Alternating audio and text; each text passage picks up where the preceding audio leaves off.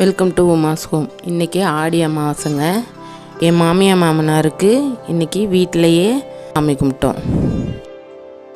நான் என்னென்னலாம் வச்சு சாமி கும்பிட்டேன் அப்படிங்கிறத உங்கள் கூட ஷேர் பண்ணியிருக்கேன். எதாவது நான் செஞ்சு காமிக்க போகிறேங்கிறதையும் நீங்கள் பாருங்கள். வீடியோவை கடைசி வரைக்கும் ஸ்கிப் பண்ணாமல் பாருங்கள். அப்போ தான் நான் என்னென்ன செய்கிறேன்னு உங்களுக்கு புரியும். புடலங்காய் பொரியல், வாழைக்காய் வறுவல், பால் பாயாசம், பருப்பு மிளகு ரசம், சாதம், சாம்பார், வடை, அப்பளம். இதில் நான் உங்களுக்கு சாம்பார் ஃபஸ்ட்டு செஞ்சு காமிக்கிறேன். சாம்பாருக்கு 1 கப்பு நான் பருப்பு 2 தண்ணி ஊற்றி அலசிட்டு அது கூட என்னெல்லாம் சேர்த்து வேக வைக்கிறேன்னு பாருங்கள். இந்த பருப்பு எதுக்குன்னு பார்த்தீங்கன்னா, சாம்பார் வைக்கிறதுக்கும் இதில் 1 கப்பு பருப்பு நான் ரசத்துக்கும் எடுத்திருக்கேன். அது கூட பெருங்காயம், கட்டி பெருங்காயம், கொஞ்சம் உப்பு, ஒரு 5 ட்ராப் விளக்கெண்ணெய். விளக்கெண்ணெய் நல்லா சீக்கிரம் வெந்துடுங்க, அதுக்காக தான் விளக்கெண்ணெய் சேர்க்குறேன். புளி ரசத்துக்கும் சாம்பாருக்கும் தேவையானது. இப்போ எல்லாத்துக்கும் தேவையான காய் வெட்டி வச்சுருக்கேன். வாங்க எல்லாத்தையும் பார்க்கலாம். நம்மளுக்கு கிச்சனில் அரைக்கிறதும் அரிகிறதும் தாங்க பெரிய வேலை. அதை முடிச்சிட்டோம்னாலே நம்மளுக்கு முக்கால்வாசி வேலை முடிஞ்சிடும். புளி சாம்பாருக்கும் ரசத்துக்கும் ஊற வச்சுருக்கேன். வெங்காய பொரியலுக்கு நைஸாக வெட்டி உப்பு போட்டு பிணைஞ்சி வச்சுருக்கேன். பொரியலுக்கு தேங்காய் பூ, ஒரு பெரிய வெங்காயம், பட்டை மிளகாய் தாளிக்க, சாம்பார் தாளிக்க ஒரு வரமிளகாய், சின்ன வெங்காயம் நல்லா பொடுசாக அரிஞ்சு வச்சுங்க. வடைக்கு இஞ்சி குட்டி குட்டியாக வெட்டி வச்சுங்க. வடைக்கு இன்னும் நான் உளுந்து அரைக்கலை. 3 பச்சை மிளகாய் காரத்துக்கு சேர்த்துருக்கேன். ஒரு தக்காளி பழம் நல்லா நசுக்கி வச்சுருக்கேன் ரசத்துக்கு.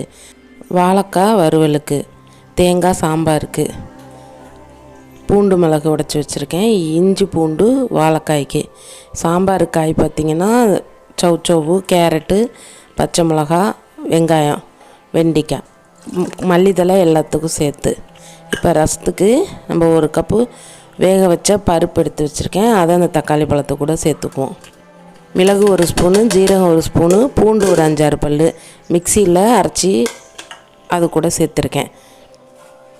ரசத்துக்கு தேவையான உப்பு,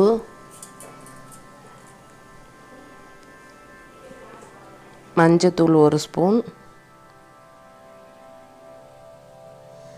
இப்போ கரைச்சி வச்ச புளியில் ரசத்துக்கு கொஞ்சம் ஊற்றிக்கலாம்.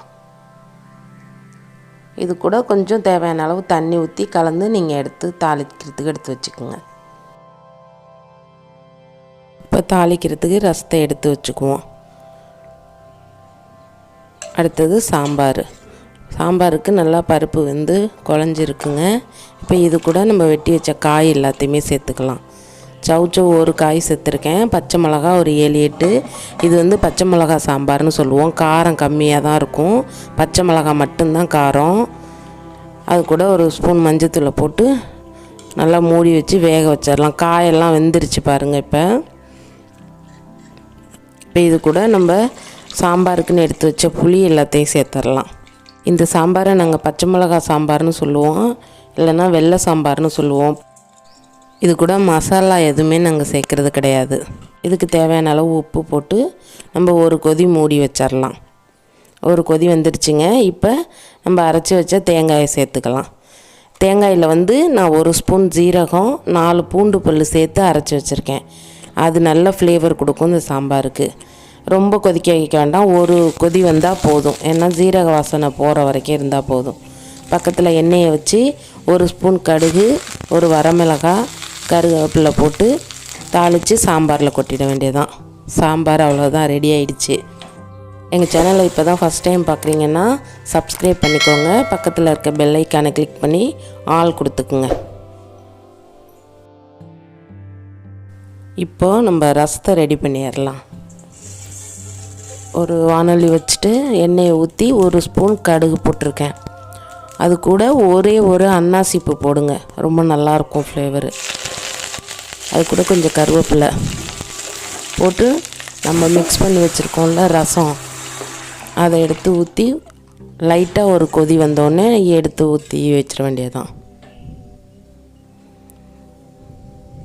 இந்த பருப்பு ரசம் ரொம்ப நல்லாயிருக்குங்க. நீங்களும் செஞ்சு பாருங்கள். இந்த பாருங்கள் கொதி வந்துருச்சு. இப்போ நம்ம பாத்திரத்தில் மாற்றிக்கலாம். அவ்வளோதாங்க, பருப்பு மிளகு ரசம் சூப்பராக ரெடி ஆயிடுச்சு. இதை நீங்கள் செஞ்சு பார்த்துட்டு கமெண்ட்ஸில் சொல்லுங்கள். அடுத்தது புடலங்காய் பொரியல். இதுக்கும் 1 ஸ்பூன் கடுகு, 1 ஸ்பூன் வெள்ளை உளுந்து போட்டு நல்லா வெடித்த உடனே காஞ்ச மிளகாய் ஒரு 3 இது உடச்சி போட்டிருக்கேன். அது கூடவே ஒரு பல்லாரி குட்டி குட்டியாக வெட்டியிருக்கேன். அதை நீங்கள் அது கூட சேர்த்துக்கலாம்.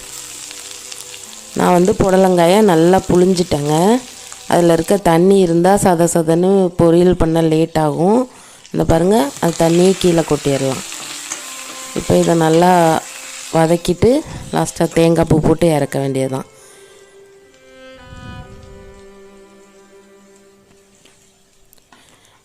இதுக்கு கருவேப்பிலை ஃபஸ்ட்லேயே போடலை, லாஸ்ட்டில் போட்டிருக்கேன். நீங்கள் ஃபஸ்ட்லேயே தாளிக்கும் போதே கருவேப்பிலை சேர்த்துக்குங்க. சூப்பராக புடலங்காய் பொரியல் ரெடி ஆகிடுச்சிங்க. அடுத்தது நம்ம வடை எப்படி செய்கிறதுன்னு பார்ப்போம். நான் மொத்தமாக போட்டிருக்கேன். இந்த லஞ்ச் காம்போ உங்களுக்கு எத்தனை பேருக்கு பிடிச்சிருக்குன்னு கமெண்ட்ஸில் சொல்லுங்கள்.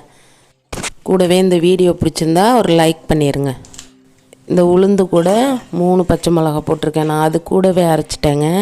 ஏன்னா குட்டி பசங்க எங்கள் வீட்டில் இருக்காங்க. சாப்பிடும்போது அரிஞ்சு போட்டோம்னா வாயில் கடிப்பட்டு உரைக்கும்.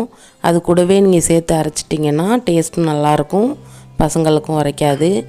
உளுந்தை போட்டுட்டு கொஞ்சமாக தண்ணி ஊற்றிட்டு மிக்சியில் வச்சு அரைங்க. ஃபஸ்ட்லேயே நிறைய தண்ணி ஊற்றிடாதீங்க. தண்ணி நிறையா ஊற்றிட்டோன்னா எண்ணெய் குடிக்க ஆரம்பிச்சிரும். கொஞ்சம் கொஞ்சமாக தண்ணி சேர்த்து அரைங்க. ரொம்ப தண்ணி ஊற்றிட வேண்டாம். இந்த அளவுக்கு இருந்தால் போதும். இது முக்கால் பதம் வந்துருச்சு. இந்த பதத்தில் நம்ம உப்பு சேர்த்துக்கிட்டு அரைச்சிக்கலாம். உப்பு சேர்த்து அரைச்சோம்னா முக்கால் பதத்தில் நம்ம மிக்சியிலே உப்பு சேர்த்துட்டோம்னா எண்ணெய் ரொம்ப குடிக்காதுங்க. இப்போ ஒரு பாத்திரத்தில் மாவை மாற்றிடலாம். வடைக்கு மாவு அரைக்கும்போது மிக்சியில் இருந்தாலும் சரி, கிரைண்டரில் இருந்தாலும் சரி, நீங்கள் கொஞ்சம் கொஞ்சமாக தண்ணி சேர்த்துக்குங்க. உளுந்து வடை நல்லா பொசு பொசுன்னு நல்லா வரும். உங்களுக்கு மாவு லாஸ்ட்டாக கொஞ்சம் சப்போஸ் தனியாக போயிடுச்சு அப்படின்னாக்க கொஞ்சமாக நீங்கள் அரிசி மாவும் சேர்த்துக்கலாம்.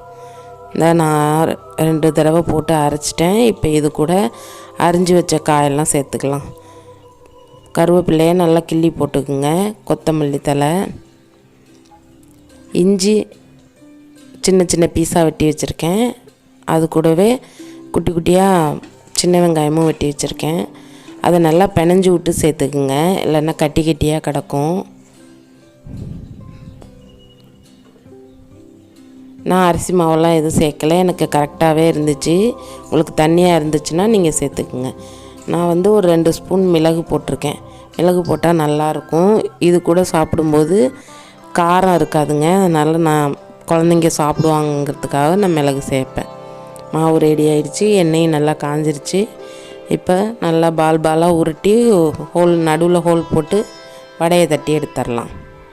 நான் ஏற்கனவே வாழைக்காய் வறுவலும் சாம்பார் சாதமும் போட்டிருக்கேன். அதனால தான் வாழைக்காய் வறுவல் உங்களுக்கு காமிக்கல. பால் பாயசமும் ரைஸ்னாக தான் போட்டேன். உங்களுக்கு பார்க்கணுன்னாக்கா நீங்கள் ப்ளேலிஸ்ட்டில் செக் பண்ணி பார்த்துக்கோங்க. இப்போ மற்ற டிஷ்ஷெல்லாம் நான் செஞ்சதெல்லாம் நீங்கள் செஞ்சு பார்த்துட்டு எனக்கு கமெண்ட்ஸில் சொல்லுங்கள். வடையெல்லாம் அப்படியே திருப்பி போட்டு நல்லா வெந்துருச்சு. இப்போ நம்ம எடுத்துடலாம்.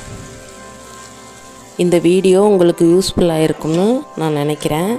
யூஸ்ஃபுல்லாக இருந்துச்சுன்னா எங்கள் சேனலை சப்ஸ்கிரைப் பண்ணிக்கோங்க, லைக் பண்ணிக்கோங்க, உங்கள் ஃப்ரெண்ட்ஸுங்க கூட ஷேர் பண்ணுங்கள். நாளைக்கு இன்னொரு டிஃப்ரெண்ட்டான ரெசிபியோடு உங்களை சந்திக்கிறேன். தேங்க்யூ.